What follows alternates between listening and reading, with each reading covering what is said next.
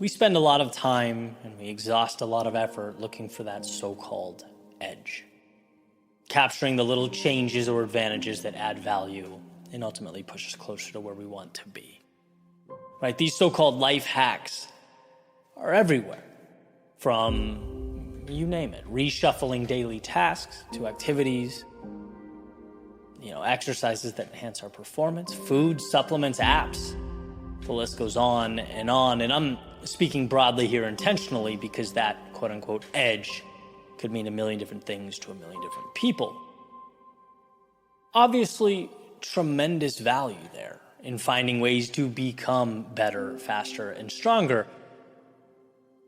But why this topic excites me and what I'm specifically looking forward to exploring is what I believe to be the most important advantage there is, and that's consistency. Consistency, the unsexy, unremarkable answer, right? But you can always distill everything else down into that simple art of showing up, being there every day. To me, that begins it all. That will always be the foundation we build everything on. Over time, it becomes the reason you win or you lose. And I believe that wholeheartedly. Like, nothing matters if you aren't locked in and repeatedly making the daily effort. No pill is going to make you a starting point guard or a stellar performer at work or, an amazing parent. That's dedicated, concentrated, consistent effort. A metaphor I like that demonstrates this process to me is trying to get fit, right? Whether you run or go to the gym, whatever it is, it's much easier to stay home and take creatine, protein, supplements than to actually show up to the gym every day, than to actually put in the miles every day, right? But without showing up, all that other stuff is meaningless. And that's the heart of what I'm getting at. Right? It's the lifting that's transformative. Everything else is supplemental. It's even in the term, right? Supplements. Now, is this obvious? Sure. But man, do we forget the obvious, and there is a hefty price for doing so.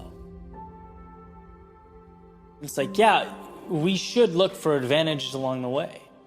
And this becomes more and more relevant, the longer we've been immersed in the process. Those little details mean more and more, but they never mean more than having a goal and committing to it every single day. Never forget that. Showing up is power. There's a few quotes I like by James Clear, who's considered by many to be an expert on habit building, that hammer down on the power of consistency. He says, improving by 1% isn't particularly notable. Sometimes it isn't even noticeable, but it can be far more meaningful, especially in the long run. It goes on to say, if you can get 1% better each day for 1 year, you'll end up being 37 times better by the time you're done. And I think that's what gets me, right? That line, 1% better every day means 37 times better in a year. Nothing can replicate that. There are no shortcuts to arrive at that type of progress or growth. None. And sure, the environment can change. There are times where the landscape shifts right under your feet. You have to reach further outside your comfort zone than you ever have. But that's still a product of your commitment to improve every single day. The context changes, the details change, but you still show up. 1% is essentially a rhythm. It's automated. It says, just like breathing air and drinking water, this is what I do. $1 in the bank every day. What you're doing is giving life to a compound effect that will change everything. In my world, my showing up is every day, how do I become a little bit better at storytelling? How do I refine that intersection of personal development and entertainment? So that, we can enjoy and get the most out of the journey? How do I make this brand matter a little more, mean a little more, be a little more effective? That's my Super Bowl every day. And funny story, I was driving this morning, listening to a podcast about AI. Right? Everyone seems to be talking about AI right now, and for good reason. I heard one of the guests say that in 10 years, there will be two types of businesses. Those that successfully leverage AI and those that failed and are no longer in existence. It's a hypothesis, obviously, but it's eye-opening, right? AI is going to change everything. And I had to check my initial instinct that was honestly, oh, here we go, right? Another way for people to cut corners and cheat. And I had to pause and think about it. Like, that's just a terrible way to look at a new technology. That's a scarcity mindset. Instead, think about the opportunity. Remind yourself that you show up every day with the same mission and the same goal. You'll earn that 1% every day, and this is just another supplement to your growth. Right? Utilized correctly, at least in the current moment, this is whey protein or creatine for your lifting at the gym, so leverage it. Right? That's all. Same with any new technology. And there was comfort there. There was comfort in looking back at thinking, look at all the previous technology, its evolution. Look at the social platforms, how we interact now. Through it all, the changes, the highs, lows, ups and downs, you showed up. You held on to that North Star and over again made necessary adjustments. Right? That commitment has been everything. YouTube's algorithm changes did not kill me. It ended up making me a better storyteller, writer, speaker. COVID, pushing my live speaking engagements aside for a while, causing me to further digitize my business model, didn't hurt me. It made the brand bigger. Short form content, blasting off onto the scene, TikToks, IG Reels, that didn't hurt me. It forced me to be smarter and more thoughtful about how to integrate short-term content into my long-form content, how to make them work together. It ended up being an advantage. Right? The bottom line being, when you are consistent, when you show up for your thing, no matter what changes are occurring, no matter what's happening externally, when you're there for your mission, that allows you to make whatever little changes need to be made along the way. Being there for yourself, committing to the twists and turns is everything. And it may be extreme to say, especially in such a rapidly changing environment right now, but my mentality is, who cares? Who cares about all the detail and the minutia and the externality? Who cares? You know what matters. You know what you're here to do, so keep that front and center. Simplicity being the ultimate sophistication doesn't get simpler. Show up. Never let that 1% that James Clear talks about out of your sight. And then make the adjustments as necessary. Integrate the life hacks and the tech evolutions. Right? Fighting for that 1% every single day becomes 37 times better in a year. Think about how powerful that is. Let the world argue over this and that. Let them be on this path versus that path. Your strength is in trusting yourself to adjust along the way. But knowing that through it all, you will be there every morning when the sun comes up, the light moves through your window. You'll wake up committed to being a little better than you were yesterday. And that's why through it all, the turbulence, the highs, the lows, the ups and the downs, you will still be standing there, ready for whatever comes next.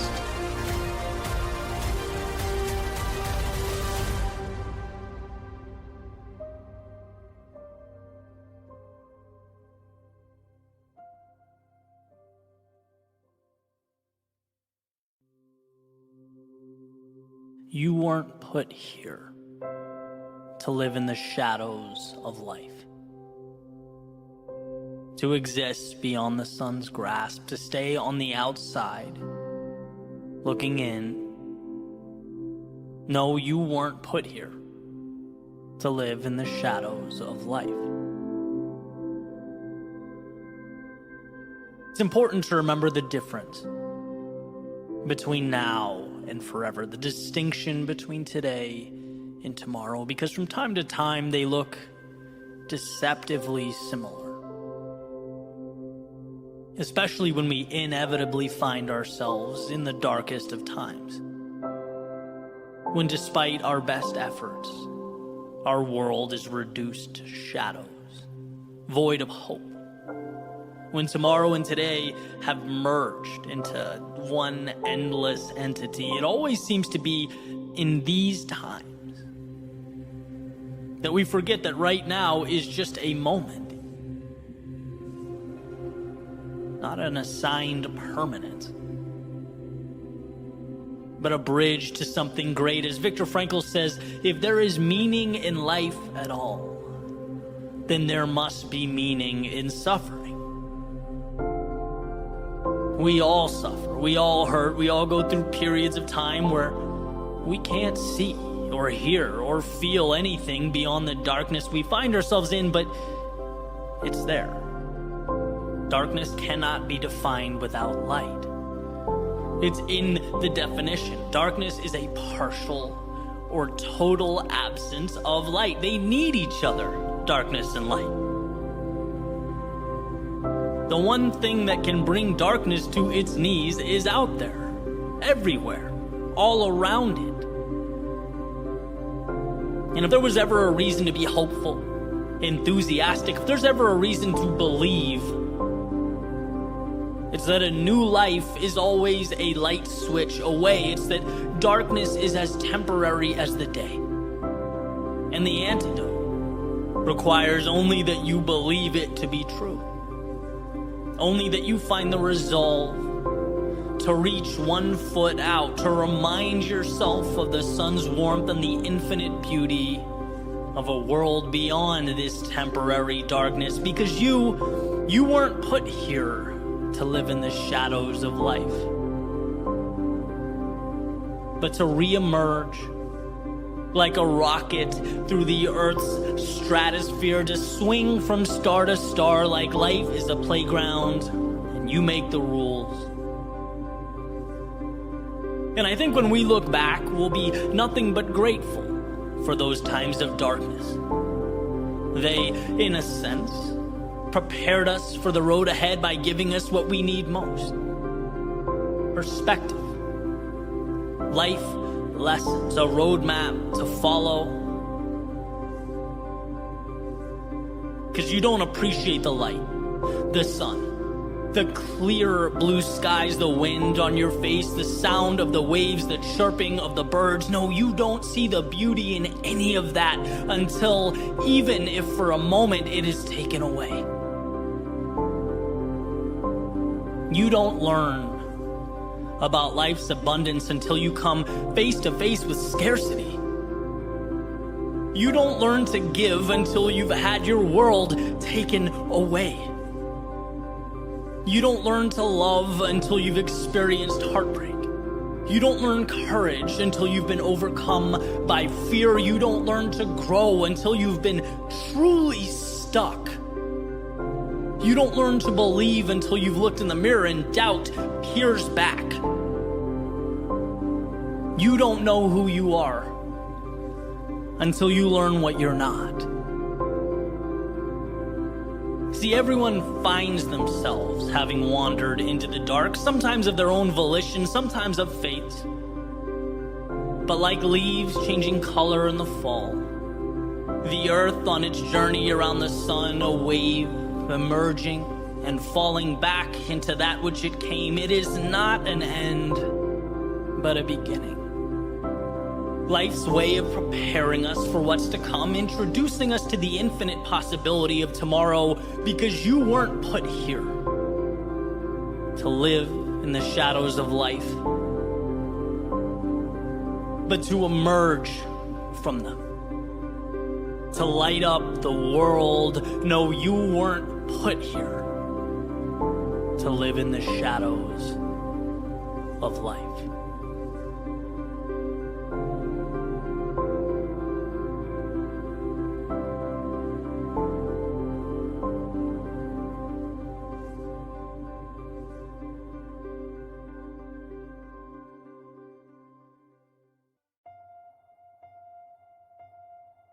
It's time. The world will not stop spinning. The clock won't stop ticking. Days won't stop slipping by. It's time. Things won't suddenly get easier. The difficulty does not remove itself. The path does not narrow. It's time. That perfect moment, it doesn't exist. A flawless beginning is fiction.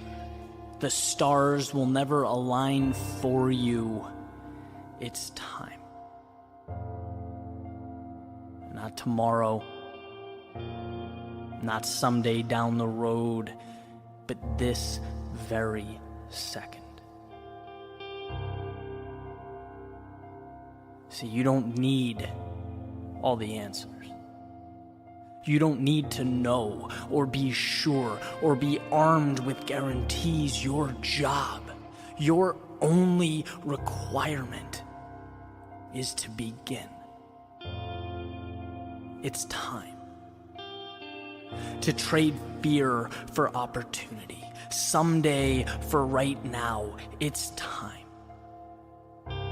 To stop thinking small, stop seeing what you want as a reach, to stop looking at success as a stranger. It's time to sit down and convince yourself that what you want can be accomplished when it's as real as the space in front of you, when it's as probable as the completion of a single step.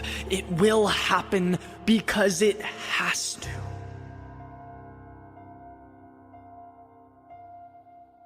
It's time.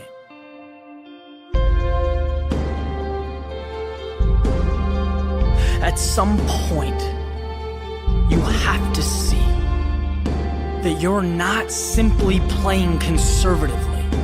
You're not being a perfectionist. It's not about being okay with where you are. No, if we're going to get anywhere, let's be truthful. Let's call it what it is. These things, these ideas, these excuses are a derivative of fear. The problem with possibility is that it's incredibly hard to quantify.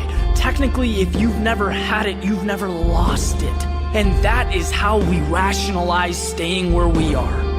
That's why we compartmentalize the things we want most as dreams. But for a second, let's be bigger. Let's start from the premise that what life can provide or become is limitless. It is truly infinite. And when you sit on an idea or you refuse to begin, you are in fact losing. Every single thing around you, everything. At one point, it began. At one point, someone summoned the courage to reach out and take what's in front of them. Maybe you do the same. Maybe you take that step. Maybe the first few times go terribly wrong. Maybe it's terrifying. Maybe you find out who has your back, who your real friends are, and maybe those truths scare you. But guess what? Guess what those steps turn into? Confidence, amplified purpose, and most importantly, more steps. You get to see right in front of you as your demons diminish, evaporate. The higher you climb, the better the view, the longer the road, the greater the experience.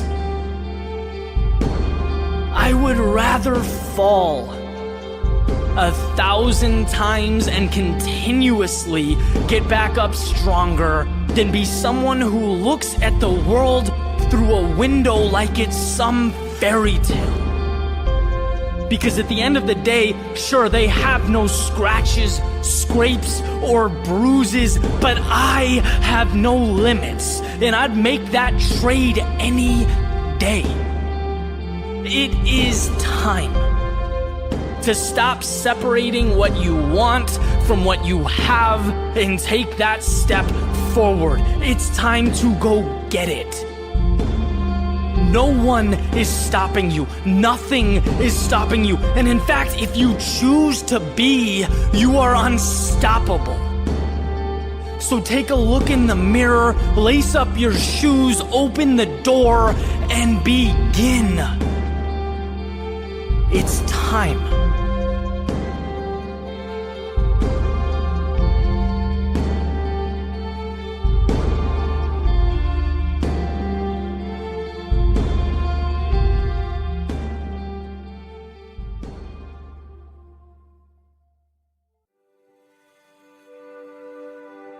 Every run tells a tale. All those streets, sidewalks, and paths paint a picture. Each footstep enshrines forever a moment in time that comes together to comprise the now. From my time in Cape Cod, Massachusetts, it was asking, why not? Why not find out if I could be a little faster than yesterday? My first dance with the clock. Waking up early, running up Snake Pond Road. Sun shining in my face, inhaling that crisp morning air.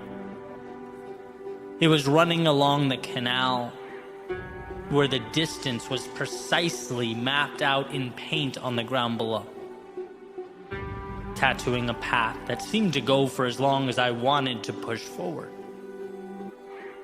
It taught me that we could do amazing things when we decided to, that we have more in us than we could ever imagine. In a sense, Cape Cod was my eyes opening up to the idea that what life gives us is directly correlated to what we ask of ourselves. So ask for a lot. In Boston, it was exploration. It was pushing myself harder and further, but also stretching my worldview wider. A time for transformation. It was beginning to see the mundane, the commonplace for the wolves in sheep's clothing that they are. I began exploring city streets like I simultaneously began exploring life's possibility. I saw how taking new routes often came with two distinct components. One, an unsettling, nervous feeling in my stomach, and two, an eventual gratitude for finding the courage to go there. The world will never tell you to go where you have not yet gone. It will never assign you a map and hand you keys, a plane, or a bus ticket. That desire must be cultivated internally. Boston was me realizing the unknown wasn't a border keeping me in. It was a hand extended. In Roanoke, Virginia, it was, in a sense, a rebirth. Moving away post-college. Everything was new, was foreign, but everything was exciting. I had to learn who I was in new surroundings with new people. My Nike running shoes took me through woods, down side streets, into the heart of downtown. I ran and I ran and I ran. Because with all that change, it was one of the few constants in my life.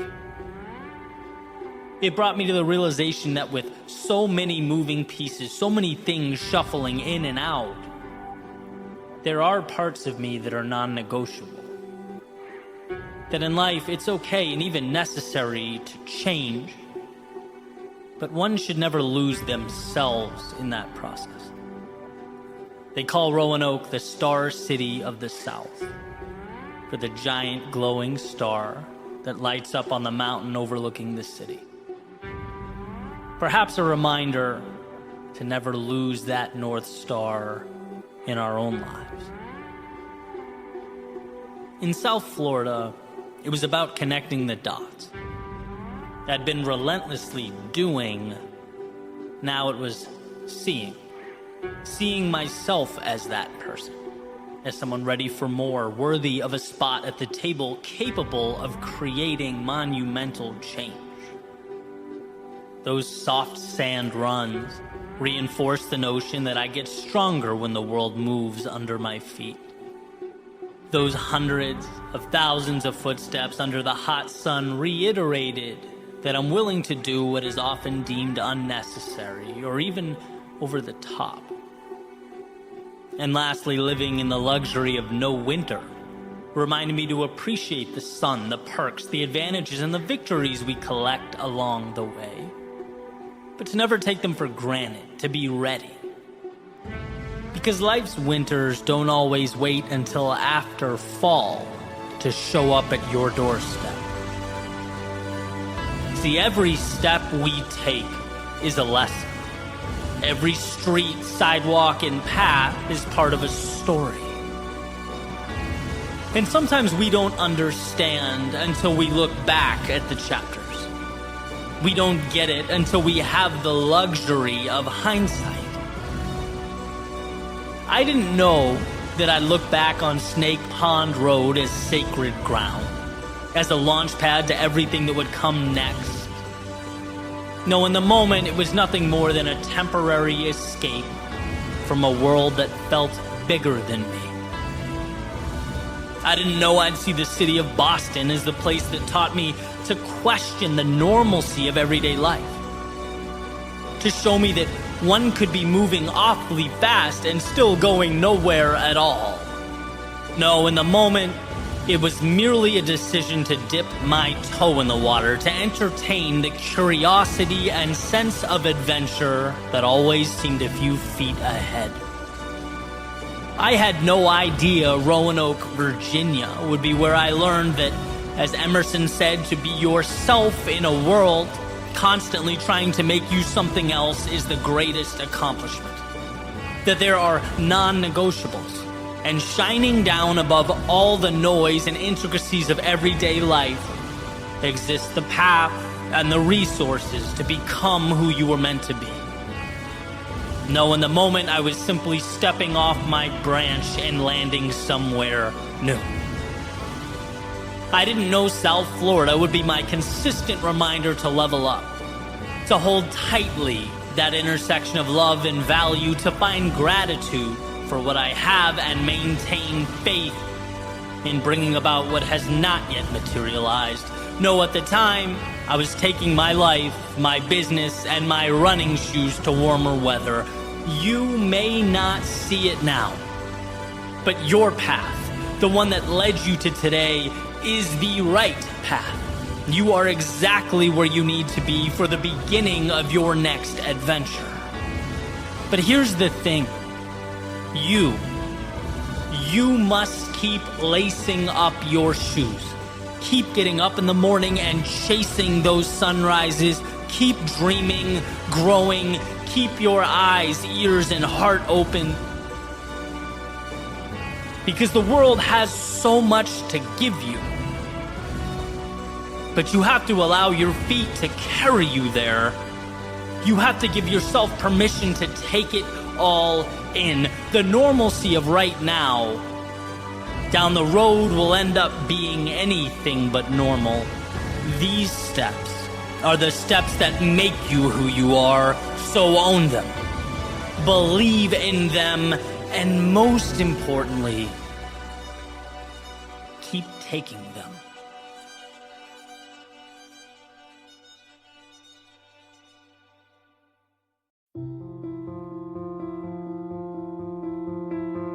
Human beings don't see, we interpret. We don't take in what happens. We take in the implication of what happens. Everything in our world is story. similar to the idea of two ideologically different news organizations, right, reporting on the same event. Neither will be completely factual. They'll both uphold their individual narratives. They're not black and white. They're interpreting gray space. And our individual lives are no different. We are our own broadcasting channels, using data to support our individual narratives. See, we know what the story's going to say before the story occurs because we will make it so. We'll make life fit our beliefs. That's what it means to be human. And so here's where the value lives in the context of this message when we find ourselves in a consistent state of despair or frustration or anxiety. It's a fool's errand to look for solutions in the external world. Because everything we find, everything we come across, will support our current beliefs, our current story. That's what will keep playing in our heads, and it's why money can't bring fulfillment, and another person can't take you from incomplete to content. It's why status will never equate to happiness. Those acquisitions are like putting premium fuel in a car with a broken engine. It's just not the answer that we hoped it would be. To change your world, you must change your story. Whatever it is that needs to be changed. The location, the objective, the characters, maybe the journey altogether. But it's the neural network behind your eyes that must change, not the detail it takes in. And so if you feel stuck or feel like where you want to be seems unrealistic, you have to know right now that the very fact you think that way is the problem. So ask yourself, not your girlfriend or your boss or your neighbor, but ask yourself what a turnaround looks like. Do you know? Or have you acclimated to being unhappy? Have you even asked yourself what happiness looks like? Or is your personal broadcasting channel so hell-bent on ensuring your life outlook stays the way it is that it's not even paying attention to the data it takes in? See, I believe wholeheartedly that the first step in any facet of transformation is remembering that you have control, that things in your life that bring you down or hold you back can be changed.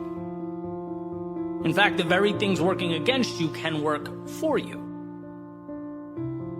But you have to be aware. You have to think about it. Now, I'm not a believer in magic, right? I don't think you sit back, say, I don't want to be unhappy ever again, snap your fingers and smile until the end of eternity. But I do believe that once we're aware of our manufactured shackles and our self-imposed limitation, we can start chipping away, doing the 1, 2, or 3 small things every day, tiny swings at the tree until it falls. Right? If it's, I'm not happy with my work life, well, what does a better situation look like? What bridges that gap? I'll wake up 20 minutes earlier on weekdays and master Microsoft Excel. I'll send one message on LinkedIn asking an expert about the field I want to move into. I'll read 20 pages a day in a book related to business. You think those things are small? See what they look like compounded in a year. Not only that, this is the most important part. You are taking the power back. You're taking control.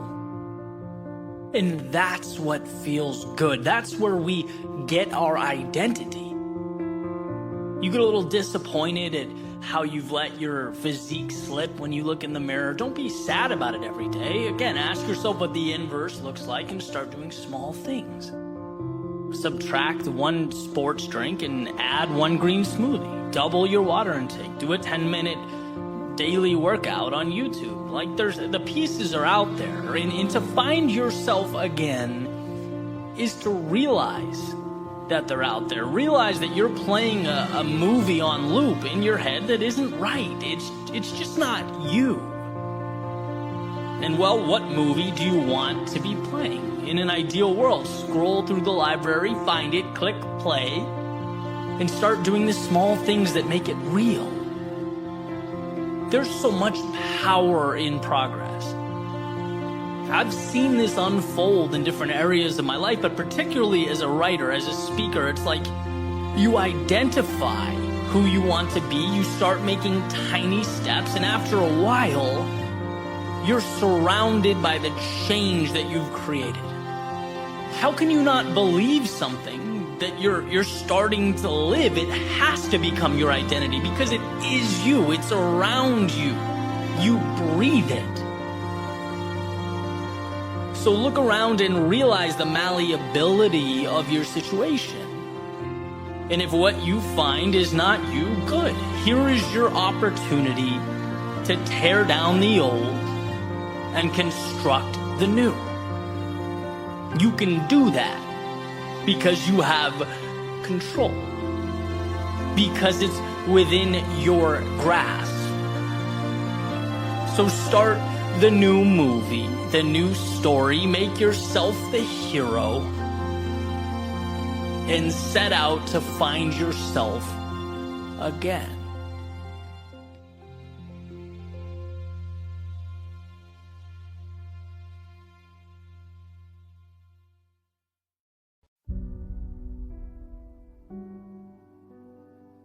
Life is delicate, defined as easily broken or damaged, fragile.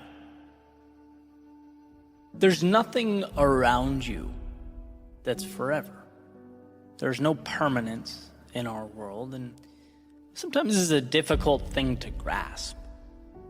Certainly, it's why we long for patterns of consistency where we can find them.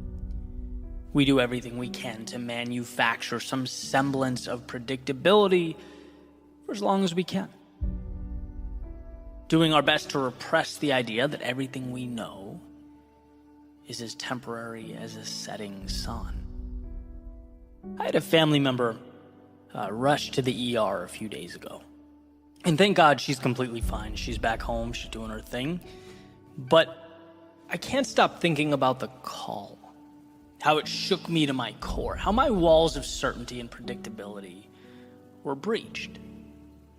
It was this unsettling reminder that life as we know it isn't guaranteed. That things we love, they're not untouchable. I had to look my helplessness in the face for the first time in a while and realize, well, just how little of the world is mine to control. Which brings me back to a conversation I had when I was younger. I talk about my grandfather often in my work, primarily because of a few impactful conversations that we had. And it's interesting to me how relevant they continue to be. I remember a handful of times we talked from childhood, and it's like I piece them together retroactively. Things make sense as I get older and kind of figure out what it all means. One of my last conversations with him, we went to this little diner called Leo's along the Cape Cod Canal. And he said to me, there are things now that seem impossible. But as you grow and you get older, they make sense, right? Even the most challenging things become manageable. And I get mad at myself for not understanding the context at the time or putting two and two together. But basically, he was diagnosed with a brain tumor and he knew what that meant. Right? And was basically giving me a heads up, like, kiddo, this is going to be tough, but hang in there. And that was one of the first times I've dealt with loss of that magnitude. Right? And when you're young, so many things seem stable. They seem certain. You don't yet get the fluidity of life. That stream is moving, and no matter what, it's going to continue to move. Sometimes that means it takes you places and presents realities that overtake the map that you created for the world, what you understood, what you hoped for. That little understanding of what life means. And I guess I wanted to pick up the baton from that conversation and pass it on to you with maybe a more comprehensive viewpoint. Because I think contained in those words is a message so powerful, so important, that we really can't afford to miss it. It's like, yes, life is unpredictable. And yes, life can hurt. and humble us and knock down what we thought was certain. It can challenge what we believed and shake our foundations. It can make us feel small in a universe that stretches beyond comprehension. But at the very center of all of that, we are equipped with something that can't be broken. The only thing that can't be ripped away. The sun around which everything else revolves, your ability to endure. Your strength to carry on, to take one step forward. Whether it feels like you're entrenched in the depths of hell or swinging from the stars in the sky. Your resilience, your ability to not only handle life around you, but rise from the ashes of its turbulence and its misfortune, that will never leave you if you don't let it. Viktor Frankl has said, everything can be taken from a man, but one thing, the last of the human freedoms, to choose one's attitude in any given set of circumstances, to choose one's own way. See, life might be more than we can control or comprehend, but amidst the might and power of its ocean, our determination is unsinkable. And believe me, there are times when you hear this and think, well, okay, that doesn't affect me. I'm good.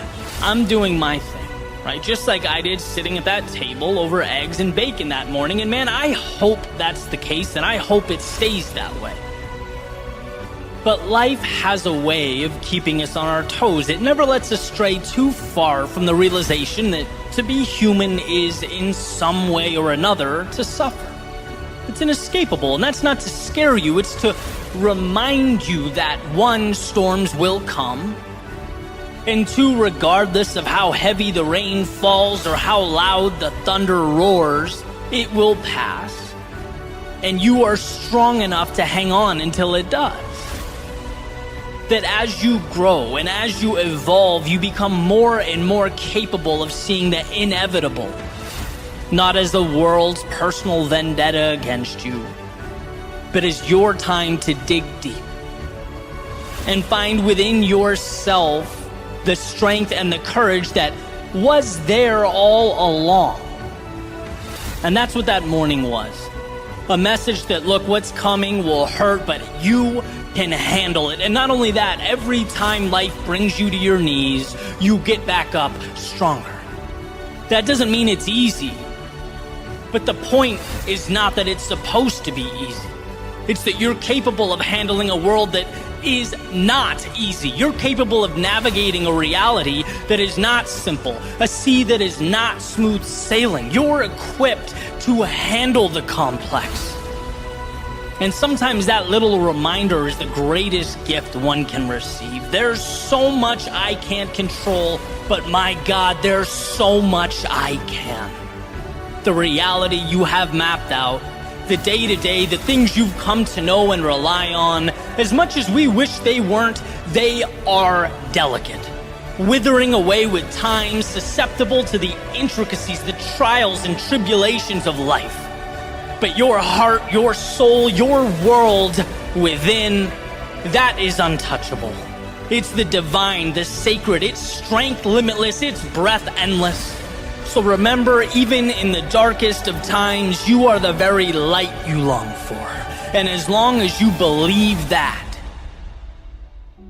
there will always be a path.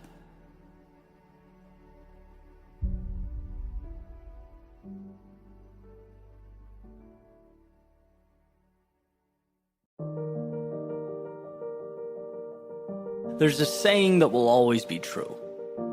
It will be true on your best days and your worst. It will be true after victory, and it will be true after defeat. It will be true when you have momentum, and it'll be true when you're down on your luck, doing everything in your power to create momentum. That saying is, your future begins now. Hey, on the surface, might not seem like much. Sure, my future starts now. I know that. Everyone knows that. Well, if that's true, if everyone does in fact know that, why do we spend so much time stuck, reliving our past, unable to break free? Why do we remain terrified to change? Why do we feel such a connection to who we were, how others saw us? Why must we remain loyal to the character we've been playing in our mental autobiographies? See, here's the thing about the past and the future. One is fixed, can't be changed, and the other, well, it's waiting for you to tell it what it is. One is expired time, one is planned to be determined. And it's interesting how we continue to conflate the two. Epictetus has said that the more things we value outside of our control, the less control we have. Well, I'm going to be the messenger here, relaying the precious truth that yesterday is in fact out of our control.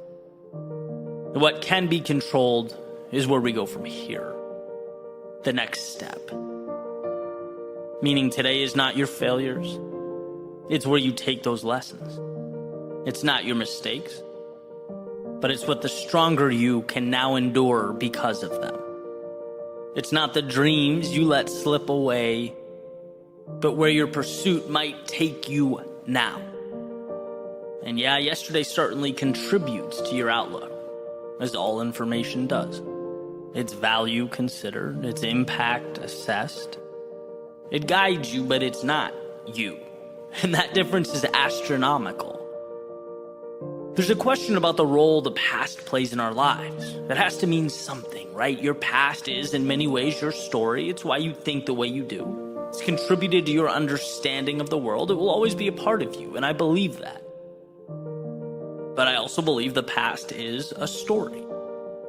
And just like reading one chapter in a book simply sets the stage for the next one without controlling its direction, so does every day that has led you up to now.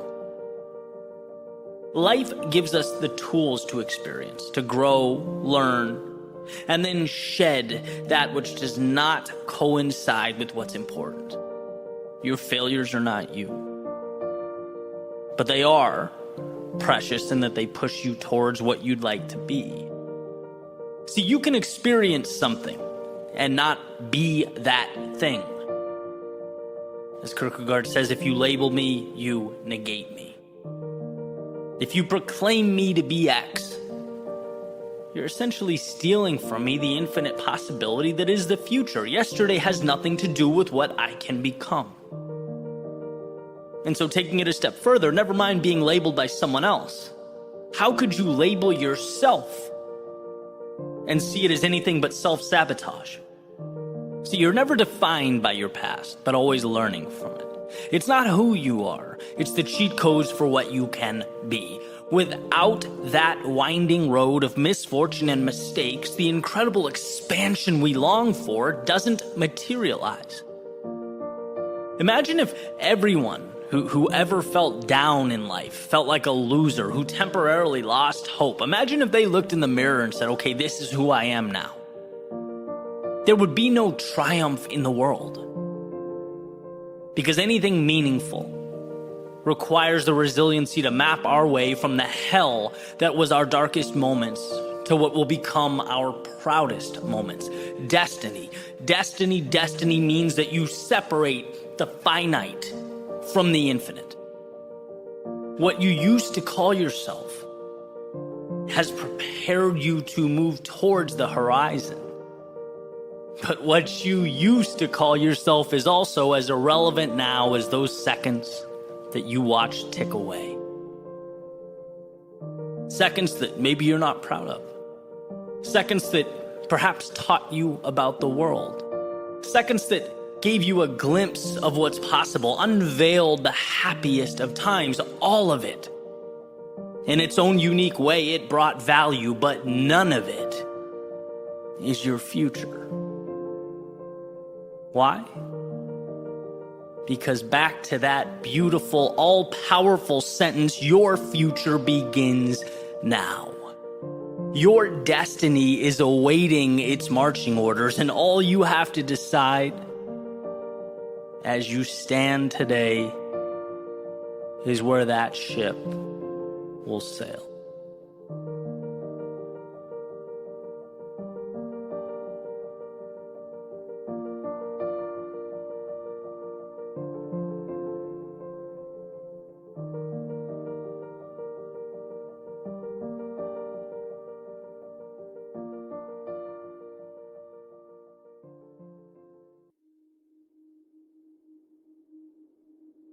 Everyone wants to change the world, but no one wants to change himself. This was written by Leo Tolstoy in reference to people's proclivity to point out at the world and project blame rather than to point in at themselves and ask, why? What can I do?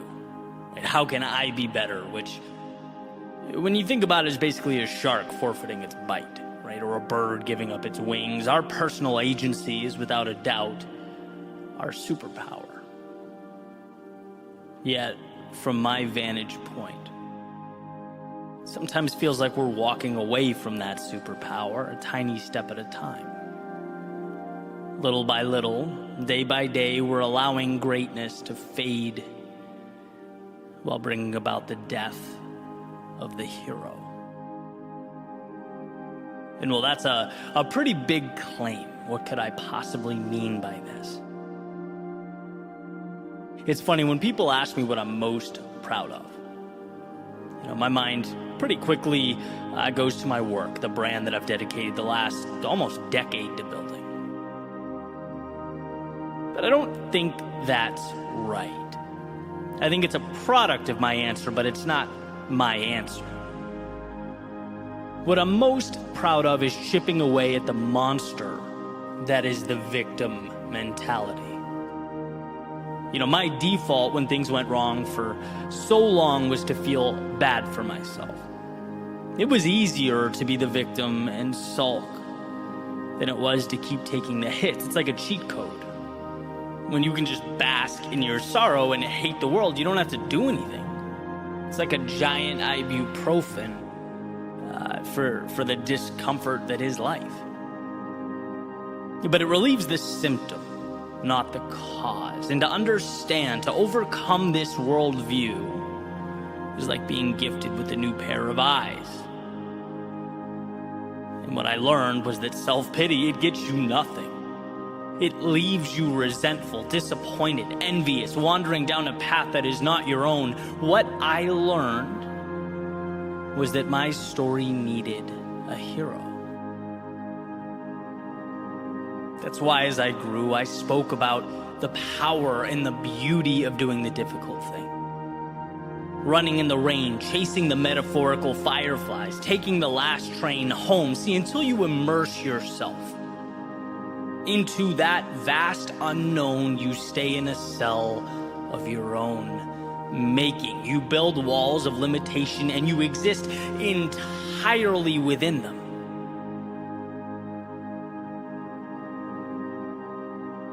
And as time has progressed, I look back, there are two things worth mentioning. One is that we find life's meaning in the difficult thing. And two, there is a fundamental misunderstanding and even from time to time contempt for what the difficult thing means, for those who speak of the difficult thing as though hard truths are in some way inconsiderate. Like diverging from the comfort of one's feelings implies a lack of empathy. But that's wrong. If you love someone, if you care about someone, if you care about yourself, you say what is true. And what is true is that the shelter and the temporary comfort of victimhood is a high not worth the withdrawal, not worth the suffering. It got me nowhere, it will get you nowhere, and that is a reality that will never cease to be true. We live in a world that's been shaped entirely by those who found the courage to do the difficult thing. Everything around us is a product of the courageous decision to take the now and bend it. And that means taking hits. It means being criticized. It means by definition you are choosing to be uncommon. You're choosing to change things, yourself, and by default the world around you. There's nothing wrong with being common. Quitting is relatable. Failure is relatable. Falling short is relatable. We're all human and we've all been there. But these stock features of humanity, they are not worth celebrating.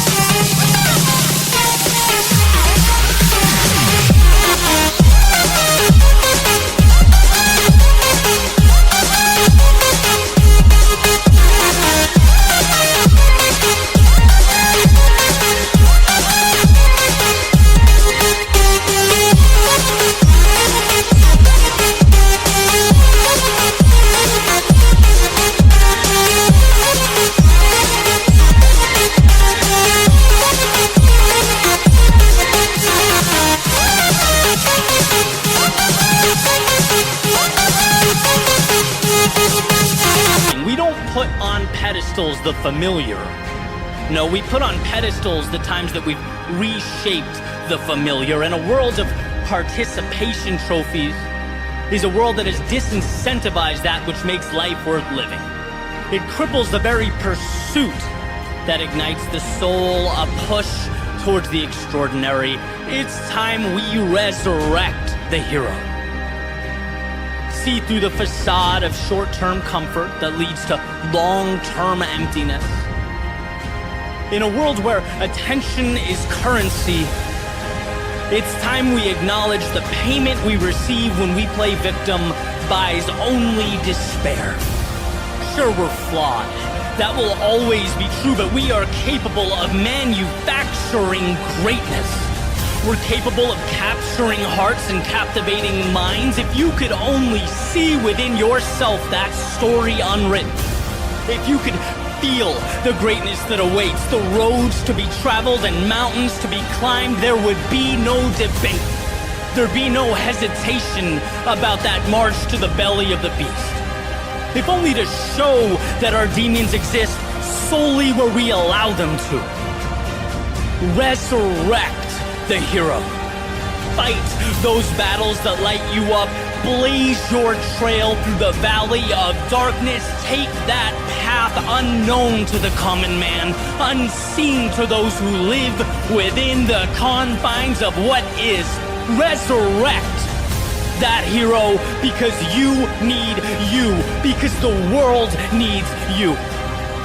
There's no time to be down or sad or dwell on the mistakes of yesterday. There's too much on the line to pretend that settling was the plan all along, or to point at the obstacles with disdain and hatred while life rotates around you. No, resurrect the hero. Resurrect your answer. Resurrect the person you were meant to be. It may not be simple or intuitive. It may cause you to give more than you knew you had. It may not be easy. But my friend, easy never changed the world.